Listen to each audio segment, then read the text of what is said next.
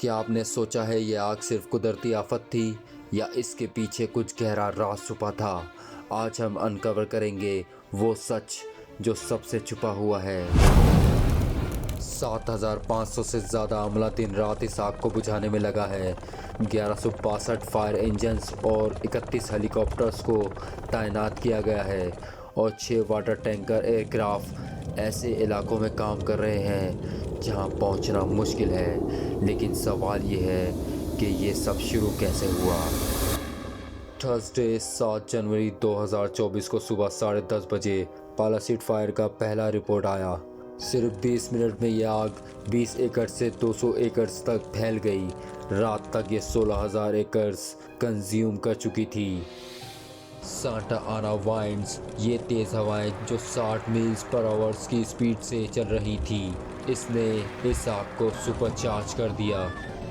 California का खुश्क मौसम और कम रेनफॉल ने ज़मीन को और भी गर्म बना दिया था। ये मैप दिखाता है लॉस एंजलिस और इर्द गिर्द एरियाज़ में पिछले 60 दिनों में अमली तौर पर कोई बारिश नहीं हुई, जो आग के फैलने का एक बड़ा रीज़न है। सबसे ज़्यादा हैरानी तब होती है जब दिखाया जाता है कि ये आग इन गर्म जगहों पर इतनी तेज़ी से फैल रही थी कि even fire fighting planes take off नहीं कर पा रहे थे। सनसेट फायर जो हॉलीवुड हिल्स में वेडनेसडे को स्टार्ट हुई, उस पर 0% कंट्रोल था और पूरी जगह को खाली करने का ऑर्डर जारी कर दिया था। एक और हैरान करने वाली बात यह थी, रिसेंटली बजट कट्स की वजह से फायर फाइटिंग की कोशिशों पर असर हुआ था। लॉस एंजलिस के फायर चीफ के एक लीग लेटर ने रिवील किया है कि $17 मिलियन की फंडिंग कमी ने डिपार्टमेंट की तैयारी को कॉम्प्रोमाइज़ किया है। ऐसी हंगामी हालात के लिए काफ़ी वसाइल कितने ज़रूरी हैं, ये हम आज देख रहे हैं। अब सवाल ये उठता है, ये सिर्फ कुदरती आफत थी या इंसानी प्लानिंग का नतीजा?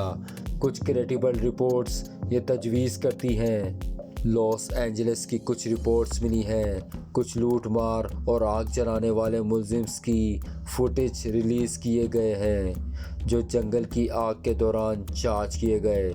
एक और केस में पुलिस ने एक शख्स को जंगल में आग लगाने के इल्ज़ाम में गिरफ्तार किया है। कुछ अफराद और ग्रुप्स का कहना है डायरेक्ट एनर्जी वेपन्स DEWS का इस्तेमाल किया गया हो सकता है, मगर एक्सपर्ट इन थ्योरीज को डिनाई करते हैं। कैलिफोर्निया का बजट कट्स और फायर फाइटिंग तैयारी पर तनकीद की गई है, जो वाइल्ड फायर के फेल का इनडायरेक्ट सबब बन सकती है। आप क्या सोचते हैं, क्या ये सब कुदरती आफत थी या इसमें इंसानी हाथ भी शामिल है? कमेंट्स में ज़रूर बताइएगा।